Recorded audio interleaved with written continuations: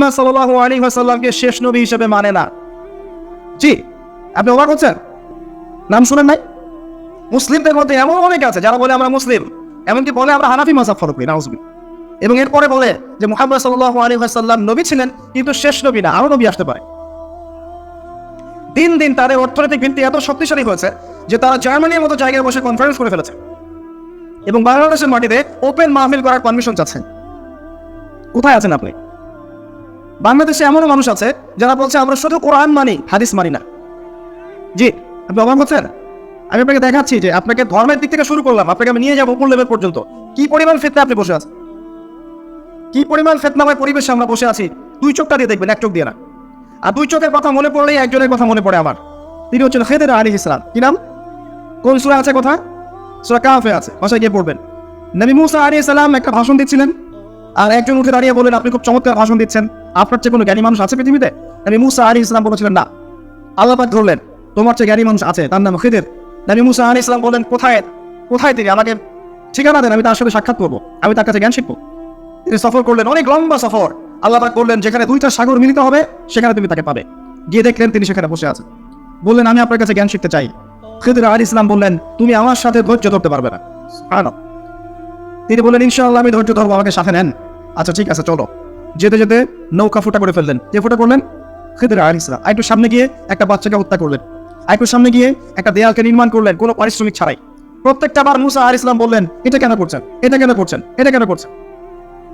আর খিদির আলাইহিস সালাম কারণ পরে ব্যাখ্যা করলেন যে মুসা তোমার সাথে আমার আর পথ চলা হলো না, তবে কারণটা আমি বলে দিচ্ছি। কারণ হচ্ছে নৌকা এই কারণে ফুটে করেছি, না হলে জলদস্যু নৌকা নিয়ে যেত। এই বাচ্চাকে হত্যা না করলে বাচ্চা বড় হয়ে বড় কাফের হতো। এবং দেয়াল নির্মাণ না করলে ওই দেয়ালের নিচে দুইজন এতিম বালকের পৈতৃক সম্পত্তি আছে, এটা মানুষ নিয়ে চলে যেত। বাহ্যিক চোখ দিয়ে মুসা আলাইহিস সালাম সব বুঝতে পারেনি, পেরেছেন? অন্তর্দৃষ্টি দিয়ে আল্লাহর নূর দিয়ে খিদির আলাইহিস সালাম দেখেছেন, তিনি বুঝতে পেরেছেন আসল ঘটনা কি।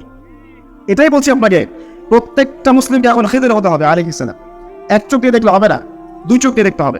কিন্তু কলমের চোখ দিয়ে দেখার যোগ্যতা কিভাবে অর্জিত হবে, এটা একটা পয়েন্ট। প্রথম কথা হচ্ছে মনের মধ্যে থেকে হিংসা দূর করতে হবে। মনের মধ্যে থেকে খারাপ রিয়া, অহংকার, খারাপ রিপো দূর করতে হবে। তাস্কি, আত্মশুদ্ধি লাগবে। মনের ভিতরে কারোর জন্য কোনো বিদ্বেষ রাখা যাবে না। মনটা হতে হবে পবিত্র, সফট, সবার জন্য শুভাকাঙ্ক্ষী। সবার জন্য শুভাকাঙ্ক্ষী বলে যে আপনি হক কথা স্পষ্ট করে বলবেন না এমন নয়, হক হকই বলবেন। যদি বাতিলের গায়ে লাগে কিছু করার নাই। যদি সারা দুনিয়ার মানুষ মিথ্যা কথা বলে আপনার সত্য বলার সাহস থাকা চাই, তখন কলবে নূর আসবে ইনশাআল্লাহ। দ্বিতীয় বিষয় হচ্ছে বেশি বেশি মৌতের স্মরণ, পরকালের স্মরণ, কোরআন তেলাওয়াত, আল্লাহর জিকির করা, আল্লাহর কাছে দোয়া করা। মনটা নরম হবে, তাসকিয়া হবে ইনশাআল্লাহ তাআলা। আল্লাহ নূর আপনার কলবে আসবে, আপনি খিদির আলাইহিস সালামের মতো দুই চোখ দিয়ে বিশ্বকে দেখতে পারবেন ইনশাআল্লাহ। এবার আপনি দুই চোখ দিয়ে দেখেন, মুসলিমদের মধ্যে বহু মানুষ এখন মুহাম্মদ সাল্লাল্লাহু আলাইহি ওয়াসাল্লামকে শেষ নবী হিসেবে মানে না। নাউজুবিল্লাহ। মুসলিমদের মধ্যে এমন অনেক মানুষ আছে যারা বলে এখন কোরআন মানি, হাদিস মানি না। মুসলিমদের মধ্যে বহু মানুষ তাকদীরে এখন বিশ্বাস করে না, তারা কিন্তু নামাজ পড়ে, পাঁচ ওয়াক্ত নামাজ পড়ে। মুসলিমদের মধ্যে বহু মানুষ আল্লাহর হালালকে এখন হারাম করে নেয়, আল্লাহর হারামকে হালাল করে নেয়। জি, তারা মুসলিম, পাঁচ ওয়াক্ত নামাজ পড়ে। মুসলিমদের মধ্যে বহু মানুষ এখন কবরে সিজদা করে, মাজারে সিজদা করে, আল্লাহ ছাড়া অন্য কারো নামে জবাই করে, আল্লাহ ছাড়া অন্য কারোর কাছে দোয়া করে, আল্লাহ ছাড়া অন্য কারোর জন্য নজর মানত করে, কুরবানি করে। মুসলিমরা এগুলো করে। ধর্মের অবস্থা দেখাচ্ছি আপনাকে। মুসলিমদের মধ্যে ম্যাক্সিমাম মুসলিম পাঁচ ওয়াক্ত নামাজ মসজিদে পড়ে না। বিশ্বাস করছেন না? আপনি জরিপ করে দেখেন, আপনার এলাকার যে মসজিদগুলো আছে জরিপ করে দেখেন, কতজন আদমশুমারি আছে না? মুসলিম পরিবারের সংখ্যা কয়টা, নামাজে যায় কয়জন, জরিপ করে দেখেন, আমার কথা সত্য পেয়ে যাবেন ইনশাআল্লাহ। আর যারা চায় তাদের মধ্যে ফজর এশায় কয়জন যায় আল্লাহু আ'লাম। কিন্তু রমজানে তারাবিতে তারা আসবে, এসে বলবে ইমাম সাহেব নামাজ তাড়াতাড়ি পড়েন, এসে বলবে আজকে জিলাপি না ফুরমা, আজকে কি? ওই সময় দেখবেন মসজিদে ওদের দৌরত্ব বেড়ে গেছে। জি, দেখবেন মসজিদে নামাজ হচ্ছে, পাশে ওইগুলো হট্টগোল করবে। কমন সেন্স উঠে গেছে, দেখবেন নামাজ পড়ছে একজন ব্যক্তি, পাশে ওইগুলো হট্টগোল করবে।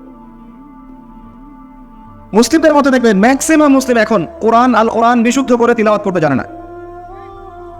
প্রমাণ চান আপনি? জরিপ করেন, বিশুদ্ধ করে। যারা পড়া জানে তাদের কতজনের পড়া সহি, এটা আলেমদেরকে জিজ্ঞাসা করে বুঝতে পারবেন। আবার যারা হিফজ করেছে তাদের মধ্যে কত পার্সেন্ট কোরআনের অর্থ জানে, জরিপ করে বের করেন। আবার আমরা যারা টুকটাক অর্থ জানি, তারা কোরআনে কতটুকু আদেশ মানি আর নিষেধ ফলো করি, নিষেধ বর্জন করি, এটা একটা ভাবার বিষয়। আবার যারা আমরা কোরআনের হকগুলো আদায় করার চেষ্টা করছি, তারা কোরআনে কতটুকু দাওয়াত মানুষকে দেই, এইটা একটা ভাবার বিষয়। সব মিলিয়ে সমস্যা আছে। আল কোরআন প্রথমত তিলাওয়াত করা শিখতে হয়, সবার জন্য আমভাবে তিলাওয়াত করা শেখাটা ফরজ। এরপরে কিছু অংশ হিপস করার চেষ্টা করতে হয়, এরপরে অর্থ বোঝার চেষ্টা করতে হয়, অ্যারাবিক ল্যাঙ্গুয়েজ গ্রামার শিখতে হয়, এরপরে আদেশ নিষেধ মানা এবং বর্জন, এরপরে কোরআনের দাওয়াত মানুষের কাছে প্রচার করা। আমি কোরআনের হকগুলো কি বোঝাতে পারলাম ভাই? আল্লাহ পাক আমাদেরকে আদায় করার তৌফিক দান করুন। সামনে রমাদান আসে, এই রমাদান মাসে আমরা যেন আদায় করার চেষ্টা করি, সচেষ্ট হই, চেষ্টাগুলোকে বাড়িয়ে দিই। আল্লাহ পাক তৌফিক দান করুন, আমিন। মুসলিমদের মধ্যে বহু মানুষ কোরআন তেলাওয়াত করতে জানে না। মুসলিমদের মধ্যে কত পার্সেন্ট মানুষ রাসূল সাল্লাল্লাহু আলাইহি ওয়াসাল্লামের সুন্নাহ মাফিক দিন রাত পার করে জরিপ করে দেখে নেন। কত পার্সেন্ট মুসলিমের দাড়ি আছে দেখেন, কত পার্সেন্ট মুসলিমের সুন্নতি লেবাস আছে দেখেন, কত পার্সেন্ট মুসলিম রাসূল সাল্লাল্লাহু আলাইহি ওয়াসাল্লামের সুন্নাহ মাফিক প্রত্যেকটা কাজ করছে জীবনে, জরিপ করে দেখেন। কোথায় বসে আছেন আপনি? ইভেন বহু মুসলিম আছে যারা সুন্নতের নামে সমাজে বেদাত চালু করেছে। মানে আমিলা আমালান লাইসা আলাইহি আমরুনা ফাহুয়া রাদ। নবীজি বলেছেন, যে ব্যক্তি এমন কোনো কাজ করবে দিনের মধ্যে যার পক্ষে আমার কোনো প্রমাণ নাই বা কোনো আদেশ নাই, এটা রাত প্রত্যাখ্যাত। এটাকেই বেদাত বলা হয়। কুল্লু বিদআতিন দালালা ওয়া কুল্লু দালালাতিন ফিন-নার। প্রত্যেক বেদাতই ভ্রষ্টতা, আর এই প্রত্যেক ভ্রষ্টতার পরিণাম জাহান্নাম। অনেক কাজ করি আমরা সুন্নত মনে করে, যেগুলো আসলে সুন্নত নয়। জি, জিনসে বেদাত হয়ে যায়, স্থানে বেদাত হয়ে যায়, অনেকভাবে বেদাত হয়ে যায়। আমরা সিস্টেম চালু করে ফেলি, নতুন সিস্টেম, যেগুলো নবী সাল্লাল্লাহু আলাইহি ওয়াসাল্লাম করেননি, সাহাবায়ে কেরাম রাদিয়াল্লাহু আনহুম কেউই করেননি। আমরা করছি দিব্যি নেকির কাজ মনে করে। নবী সাল্লাল্লাহু আলাইহি ওয়াসাল্লাম হাউজে কাউসারের সামনে দাঁড়িয়ে থাকবেন, এক শ্রেণীর মানুষ পানি পান করতে গিয়ে সামনে একটা পর্দা পড়ে যাবে। নবীজি বলবেন সাল্লাল্লাহু আলাইহি ওয়াসাল্লাম, ইন্নাহু মিন্নি। পর্দা পড়ে গেল কেন? এরা তো আমার উম্মত, এরা তো আমার উম্মত, আমি এদেরকে পানি পান করাবো, পর্দা পড়ে গেল কেন? নবী সাল্লাল্লাহু আলাইহি ওয়াসাল্লামকে বলা হবে, ইন্নাকা লা তাদরি মা আহদাথা বা'দাক। হে নবী, আপনি জানেন না আপনার মৃত্যুর পর এরা আপনার দিনের মধ্যে কত নতুন নতুন বেদাত চালু করেছে। আল্লাহ পাক কোরআনে বলেছেন যে কিছু মানুষ আছে যারা মনে করে আমরা খুব ভালো ভালো আমল করছি, কিন্তু প্রকৃতপক্ষে এদের সমস্ত আমল ব্যর্থ হয়ে যাচ্ছে। আল্লাহ পাক সূরা ফুরকানের মধ্যে বলেছেন, কিছু মানুষের আমল আমি দেখতে যাব, এরপর এটাকে আমি ধুলো বানিয়ে ছেড়ে দিব। আরেকটা মারাত্মক বিষয় হচ্ছে, যখন আপনি বেদাতে লিপ্ত থাকবেন তখন তওবা করার প্রয়োজন মনে করবেন না, কারণ আপনি ভালো কাজ মনে করেই করছেন। সলিউশন কি? সলিউশন হচ্ছে প্রত্যেকটা কাজ নবী সাল্লাল্লাহু আলাইহি ওয়াসাল্লাম, সাহাবায়ে কেরাম রাদিয়াল্লাহু আনহুম যেভাবে করেছেন হুবহু সেভাবে করার চেষ্টা করা উচিত। আল্লাহ পাক সবাইকে তৌফিক দান করুন। এটা মুসলিম সমাজের ধর্মতাত্ত্বিক অবস্থা। আরও আছে, আমরা ধর্মের নামে দুনিয়া কামাই করছি অনেকেই। ধার্মিকদের অবস্থা বলছি, ধর্মকে ইউজ করে আমরা দুনিয়া কামাই করছি। অনেক ধার্মিক আছে দায়িত্ব লেবাস নিয়েও বোনের সম্পত্তির অধিকার দিচ্ছি না, আছি, মেয়েদেরকে অধিকার দিচ্ছি না, তাদের শিক্ষার জন্য কোনো প্রচেষ্টা চালাচ্ছি না, তারা যদি দিন শিখতে চায় প্রতিবন্ধকতা সৃষ্টি করছি। অনেকে আছে নামাজ রোজা করার পরেও, নামাজ রোজা হজ জাকাত এগুলো করার পরেও সুদ ঘুষ জেনা ব্যভিচার দুর্নীতি ছাড়তে পারছি না, আছি। আপনাকে ধর্মতাত্ত্বিক ফিতনা দেখাচ্ছি। আরও আছে যারা ধর্মকে লিড দিচ্ছে, তাদের মধ্যে গিয়ে দেখবেন শতটা বিভক্ত দলাদলি আছে। প্রত্যেকেই দাবি করছে আমি হকপন্থী, আসো আমার দলে আসো, ফর্ম পূরণ করো, জান্নাতে চলে যাও, জান্নাতের ডিলার আমি, লিজ লাগলে নিয়ে যাও। কথা কি বোঝা যায়? সবার দলিল একটাই, মা আলাইহি ওয়া সাহাবী, আমি যার উপরে আছি, সাহাবীরা যার উপরে আছে, সবাই একই কথা বলছে। একজন যুবক ছেলে যখন হেদায়েত ইসলামের দিকে আসে, সে কনফিউজড, আমি যাবো কোথায়, আমি কোন সংগঠনে ঢুকবো, আমি কোন দলে ঢুকবো, কোন তরিকায় ঢুকবো, কি করলে না যাবো, কনফিউজড। যার কাছে যায় সে বলে আমি হক, ডাক্তারদের মতো অনেকটা প্রেসক্রিপশন নিয়ে যাবেন, এক শ্রেণীর ডাক্তারের কথা বলছে, বলবো যে ওই ডাক্তারের কাছে গিয়েছেন, কত পড়ে না, এগুলো খান। জি, দেখবেন খুব কম ডাক্তারকে দেখেছি আমি জীবনে যে অনেস্টলি বলে হ্যাঁ এই ভালো ওষুধ দিয়েছে, এগুলো খান, এর সাথে এটাও খান। আমাদের কাছে সেম, ওই আলেমের কাছে গিয়েছো, তার তো এই সমস্যা, তার তো সেই সমস্যা, আমাদের কাছে আসো, এখানে আসো। আবার ওখানে যাবেন, বলবো যে কোথায় গিয়েছো, ওখানে গিয়েছিলে, তার তো ওই সমস্যা, তার তো ওই সমস্যা, এখানে থাক। এই করতে করতে আপনি হক খুঁজেই পাবেন। যদি বলেন যে ঠিক আছে আমি এমন মানসিকতা লালন করি যে আমি সবার ভালোটুকু নিব, কারণ সবাই মুসলিম, সবাই আল্লাহকে মানে, রাসূলকে মানে, কোরআনকে মানে, সুন্নাহকে মানে, কিছু ইখতিলাফি বিষয় সবার মধ্যে আছে, এটা ছিল এবং থাকবে, আমি সবার ভালোটুকু নেই, খারাপগুলোকে ছেড়ে দেই, তখন বলবো যে আপনি গোলাম মার্কা মানুষ। কি বুঝলেন? চতুর্মুখী ফিতনা, আপনাকে ধর্মের ফিতনা বলে শেষ করতে পারবো না। এরপরে সামনে আসেন, এবার আসেন আপনার পরিবারে আসেন। বাহ্যিকভাবে মনে হয় যে পরিবারগুলো খুব সুন্দর, চমৎকার, একদম জান্নাতের টুকরা মনে হয়, এটা আদতে ম্যাক্সিমাম পরিবার জাহান্নামের টুকরা। ম্যাক্সিমাম পরিবারে তাওহীদ নাই, ম্যাক্সিমাম পরিবারে সুন্নাত নাই, বেশিরভাগ পরিবারে হালাল রিজিক নাই, বেশিরভাগ পরিবারের মেয়েরা পর্দা করে না, বেশিরভাগ পরিবারের যুবকরা দিনের পরোয়া করে না, বেশিরভাগ পরিবারের যুবকরা নামাজ পড়ে না, এমনকি পিতাও নামাজ পড়ে না, বেশিরভাগ মা সিরিয়াল নিয়ে পড়ে থাকবে দেখবেন। হ্যাঁ, বেশিরভাগ পরিবার দেখবেন বস্তুবাদী বোঝেন কিনা, মানে দুনিয়া পূজারি, সারাদিন দুনিয়ার ফিকির, কিভাবে আমি খাবো, সকালে চিন্তা করবো দুপুরে কি খাবো, দুপুরে চিন্তা করবো রাত্রে কি খাবো, খালি খাওয়া আর খাওয়া, খাওয়ার জন্য দুনিয়াতে এসেছে। দেখা যাবে স্বামী যদি হালালভাবে কিছু করতে চায়, কোনো কোনো ক্ষেত্রে স্ত্রী ফোর্স করে। দেখো না পাশের বাড়ির ভাবে কত টাকা পয়সা, কত সোনা দানা, কত ব্যাংক ব্যালেন্স, আমরা তো কিছুই করতে পারলাম না, তোমার ঘরে এসে আমার জীবনটা নষ্ট হয়ে গেল। তখন স্বামী বেচারা হারাম খেতে বাধ্য হয়, ঘুষ খেতে বাধ্য হয়, সুদ খেতে বাধ্য হয়, দুর্নীতি করতে বাধ্য হয়। কার জন্য করে এগুলো? পরিবারের জন্য করে। একটা চোর যে চুরি করে, ওই চুরির টাকা নিয়ে এসে মেয়েকে খাওয়ায়, বোনকে খাওয়ায়, মাকে খাওয়ায়, বাবাকে খাওয়ায়, তাই না? সহজাত প্রবৃত্তি। একটা ধর্ষক সে পর্যন্ত তার মেয়েকে কিন্তু চুমুখে আদর করে না? পুরুষ এখন যতদিন যাচ্ছে পরিবারগুলোতে নারী নির্যাতনের জায়গায় পুরুষ নির্যাতন বেড়েছে। যতদিন যাচ্ছে পরিবারগুলোতে নারী নির্যাতনের জায়গায় পুরুষ নির্যাতন বেড়েছে। মানসিক নির্যাতন করতে করতে পুরুষের হায়াত কমিয়ে ফেলেছে। আবার অনেক পরিবার এমনও আছে যে পরিবারের মহিলারা দিনদার, দিনের পথে চলতে চায়, কিন্তু পুরুষেরা জাহিলিয়াতের কারণে এদেরকে চলতে দেয় না, দিনের পথে চলতে দেয় না, তালিমে যেতে দেয় না, কোরআন পড়তে দেয় না, একটু দিনের আলোচনা করবে সে সুযোগ করে দেয় না। সারাটা দিন যাও চুলা ঠালো, রান্না করো, সন্তান দেয়, এতটুকু। জটিল সমস্যা। আমি ইনশাআল্লাহ ভালো শুধু ফ্যামিলির বিষয়ে একটা আলাদা লেকচার দিব। আজকে আমি আলাদা লেকচার দিচ্ছি না, আপনাকে কিছু মৌলিক পয়েন্ট বলছি। Only family. ভাই বিশ্বাস করেন, সমাজের কাঠামোগুলো ধ্বংস হয়ে যাচ্ছে ফ্যামিলির কারণে, অনলি ফ্যামিলির কারণে। এত সমস্যা পরিবারগুলোতে, এত সমস্যা আপনি চিন্তা করতে পারবেন। ইল্লা মাশাআল্লাহ কিছু পরিবার বাদ যাদেরকে আল্লাহ পাক খাস করে রহম করেছে, এদের পরিমাণ নিতান্তই নগণ্য, খুব কম। ম্যাক্সিমাম কেউ সন্তুষ্ট না। স্ত্রী স্বামীকে নিয়ে সন্তুষ্ট না, স্বামী স্ত্রীকে নিয়ে সন্তুষ্ট। স্বামী মনে করছে আমি এর চেয়ে ভালো স্ত্রী পেতে পারতাম, স্ত্রী মনে করছে আমি এর চেয়ে ভালো স্বামী পেতে পারতাম। হ্যাঁ, দেখবেন পরিবারের সন্তান বেড়ে উঠছে এমন ভাবে, স্বামী স্ত্রীর মধ্যে খারাপ সম্পর্ক দেখে, খারাপ সংস্কৃতি দেখে, ব্যাড প্যারেন্টিংসে, কাজের বুয়ার কাছে ঝগড়া বিবাদ দেখে এরকম করে সন্তানটা বেড়ে উঠছে। এই সন্তান যখন বড় হবে তখন এদের মানসিক অবস্থা কি ভালো থাকবে? নিঃসন্দেহে এরা মাদক সেবন করবে, জঙ্গি হবে, সন্ত্রাসী হবে, টেরোরিস্ট হবে, সিরিয়াল কিলার হবে, এরকম হয়ে যাবে। আর ছোটবেলা থেকে এরকম পরিবেশে তা বড় হয়েছে। ম্যাক্সিমাম পরিবারে গিয়ে দেখবেন যে ম্যাচিউর হয়ে গেছে আমাদের যুবকরা, বিয়ের সাথে কোনো ব্যবস্থা নাই, রিজিকের কোনো সোর্স নাই, বিয়ে করতে পারার গোপনে পাপ করে, বা ফ্রি মিক্সিং এ যায়, বা গার্লফ্রেন্ডের সাথে সময় দেয়, বা জেনা করে, এক পর্যায়ে ছেঁকা খেয়ে মিউজিকের কাছে যায়, তারপর মাদক, তারপর দেখবেন ইয়াবা পর্যন্ত চলে যাবে, চলে গিয়ে দেখা যাবে ধর্ষক হবে, জুয়া খেলবে, ক্যাসিনোতে যাবে, অথবা দেখবেন কোন একটা পদের জন্য মানুষকে খুন করা শুরু করবে। পরিবারে এগুলো চলছে। এর জন্য শুধু এই ছেলেটা দায়ী নয়, এর পিতা মাতা দায়ী আছে। পরিবারের পিতারা এখন ইব্রাহিমের মতো নয় আলাইহিস সালাম, পরিবারের মায়েরা এখন সারা এবং হাজরা আলাইহিস সালাম তাদের মতো নয়, পরিবারের সন্তানরা এখন ইসমাইল আলাইহিস সালামের মতো নয়।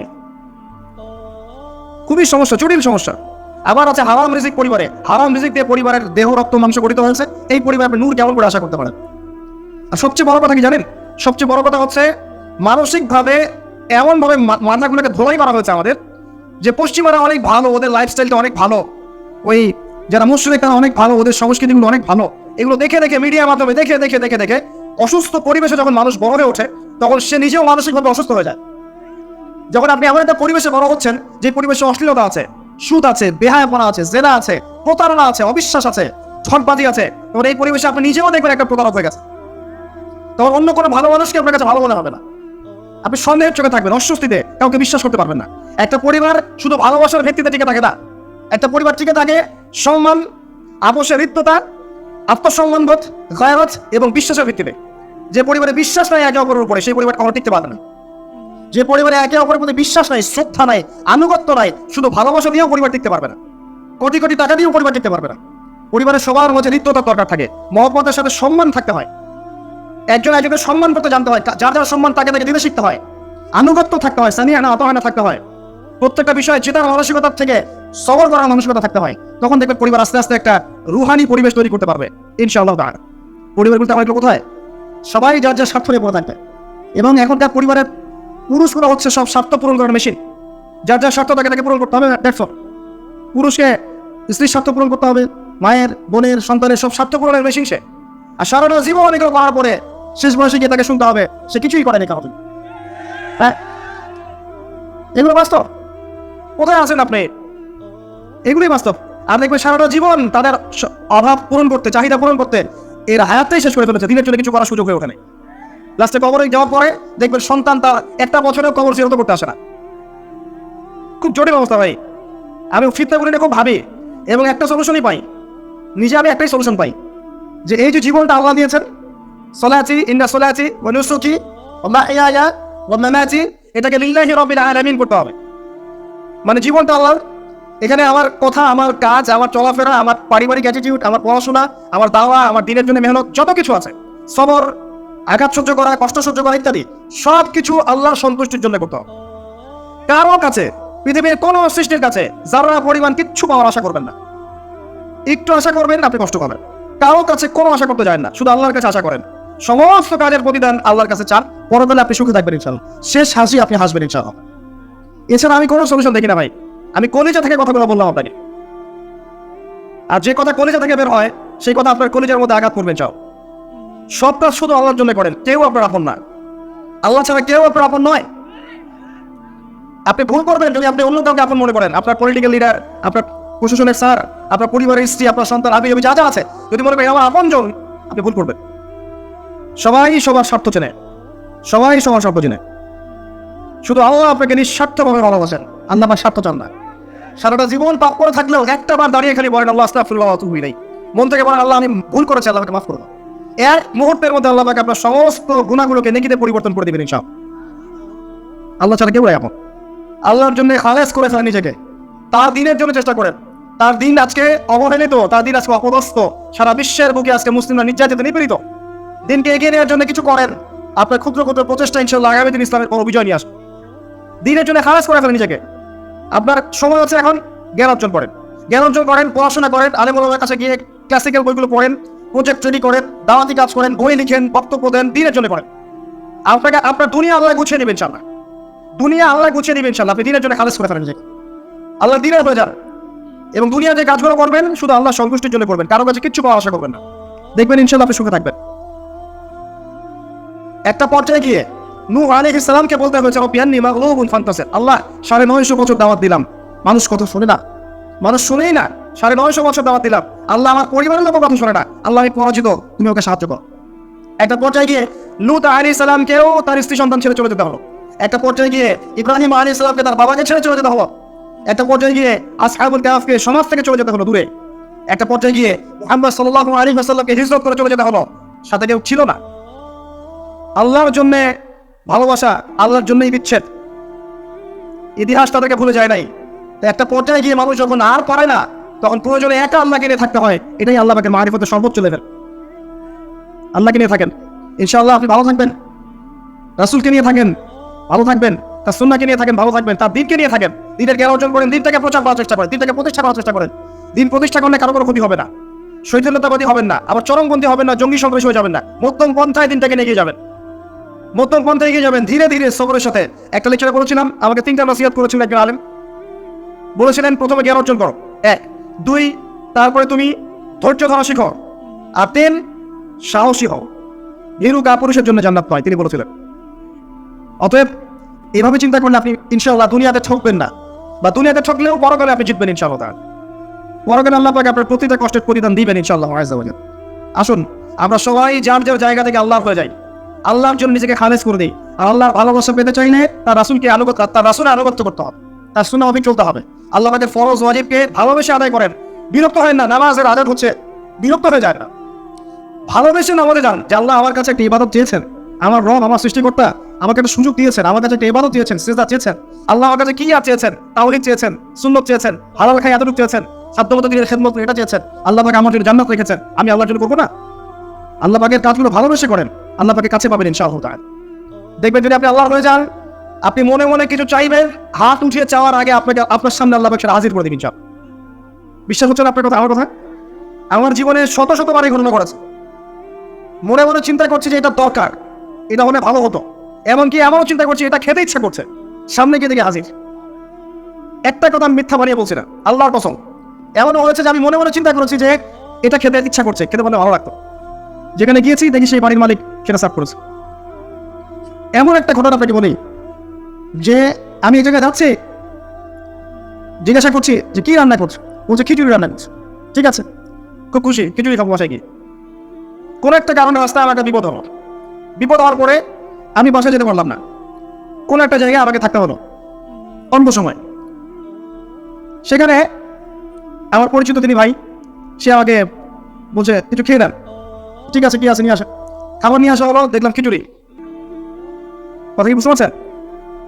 দেখে আমার চোখ দিয়ে এক ফোঁটা পানি পড়লো খাবারের উপরে। যে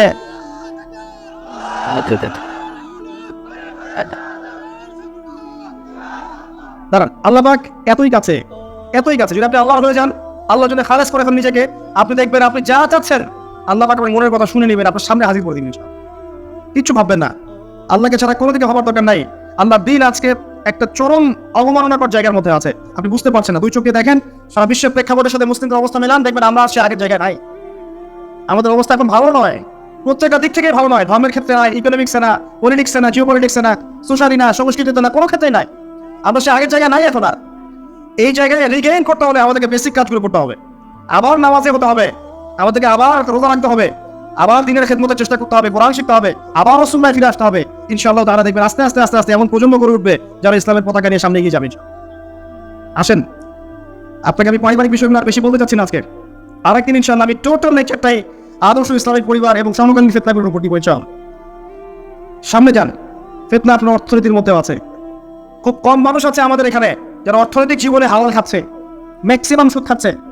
অনেকেই ঘুষ খাচ্ছি আমরা, অনেকে দুর্নীতি করছি, অনেকে ঠকবাজি করছি, অনেকে মানুষের হক নষ্ট করছি না? তাও রিজিকে যদি একটা টাকা এরকম হারাম চলে আসে, এই রিজিক দিয়ে আল্লাহর ইবাদত করলে ইবাদত কবুল হবে না। খুব সাবধান। নবীজি আগে বলেছিলেন সাল্লাল্লাহু আলাইহি ওয়াসাল্লাম, যে সুদ খায়, যে সুদ দেয়, যে সাক্ষী থাকে, যে লিখে রাখে, সবাই সমান অপরাধী, দিব্যি আমরা খাচ্ছি। নবীজি বলেছিলেন সাল্লাল্লাহু আলাইহি ওয়াসাল্লাম, যেটা মায়ের সাথে জেনা করার মতো অপরাধ এবং আল্লাহ এবং তার রাসূলের সাথে যুদ্ধ করার মতো অপরাধ, দিব্যি আমরা খাচ্ছি, দিব্যি খাচ্ছি। পরোয়াই নাই কোনো। এক দিরহাম সুদ খেলে নবীজি বলেছেন সাল্লাল্লাহু আলাইহি ওয়াসাল্লাম 36 বার জিনার পাপ হয়, 36 বার, দিব্যি খাচ্ছে, কোনো পরোয়া নাই। তবে আলহামদুলিল্লাহ এখন এই কথাগুলো শুনে অনেক মানুষ সুদি কারবার থেকে সরে এসেছেন, আমি জানি। আমি দোয়া করি মন থেকে আল্লাহ পাক তাদেরকে বেহিসাব রিজিক দান করো। রিজিকের মালিক কে ভাই?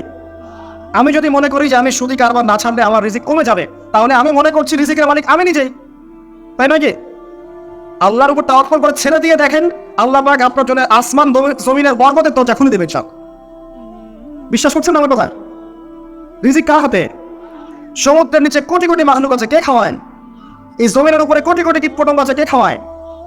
আপনি কি 10টা হাতির দায়িত্ব নিতে পারবেন? এই শত শত হাতিকে কে খাওয়ায়? গবাদি পশুকে কে খাওয়ায়? জীবজন্তুকে কে খাওয়ায়? এই পৃথিবীতে কোনো মানুষ না খেয়ে মারা যেত না যদি তারা আল্লাহর বিধান অনুযায়ী অর্থনৈতিক জীবন পরিচালিত করতো।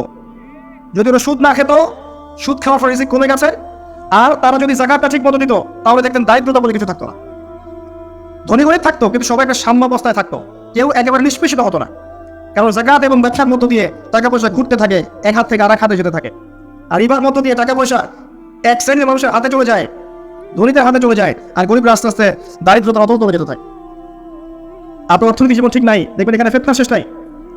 অন্যদিকে আসেন, আপনি সামাজিকভাবে দেখেন, সামাজিক জীবনে ফিতনা শেষ নাই। খেয়াল করে দেখেন আত্মীয়তার সম্পর্কগুলো নষ্ট হয়ে যাচ্ছে। খেয়াল করে দেখেন এখন টাকার জন্য সন্তান বাবাকে হত্যা করে, সন্তান মাকে হত্যা করে, ভাই ভাইকে হত্যা করে, বোন বোনকেও হত্যা করছে। প্রতিবেশী হক আমরা দিতে পারছি না, আত্মীয়তা হক দিতে পারছি না, জমি নিয়ে দ্বন্দ্ব, বাড়ির সীমানা নিয়ে দ্বন্দ্ব, ব্যবসা নিয়ে দ্বন্দ্ব, দ্বন্দ্বের শেষ নাই। এটা সোশ্যাল জীবনে হচ্ছে। আবার ইকোনমিক সেকশনে এমনও হচ্ছে, ব্যবসা করছে হালাল মনে করে, এখানে সুযোগ বুঝে সিন্ডিকেট করছি, মজুতদারি করছি, ইচ্ছা করে দাম বাড়িয়ে দিচ্ছি, মানুষকে বিব্রত করছি, গভর্নমেন্টকে বিব্রত করছি, এগুলো আমরা কৃত্রিম সংকট তৈরি করছি। মাপে কম দিচ্ছি, ব্যবসা করছি, মাপে কম দিচ্ছি। অমুসলিম ব্যবসা করছে, মাপে সঠিক দিচ্ছে। অমুসলিম ব্যবসা করছে, মাপে সঠিক দিচ্ছে। অমুসলিম ব্যবসায়ী সিন্ডিকেট করছে না। একজন হিন্দু ব্যবসায়ী আল্লাহ তাকে হেদায়েত করুক, সে মাপে কম দিচ্ছে না, সিন্ডিকেট করছে না, কৃত্রিম সংকট তৈরি করছে না, মুসলিমরা করছে। রমজান মাসকে কেন্দ্র করে মুসলিমরা ব্যবসা করে নিচ্ছে, সুবহানাল্লাহ। আর মানুষ সামান্য নিত্য প্রয়োজনীয় দ্রব্যের জন্য ট্রাকের পিছনে দৌড় দিচ্ছে। কি একটা দৃশ্য, সুবহানাল্লাহ। এর ফলাফল আপনি পাবেন, মানুষের হক নষ্ট করা ফলাফল পাবেন। কিয়ামতের মাঠে এর বিচার না করে আল্লাহ ছাড়বেন না। এত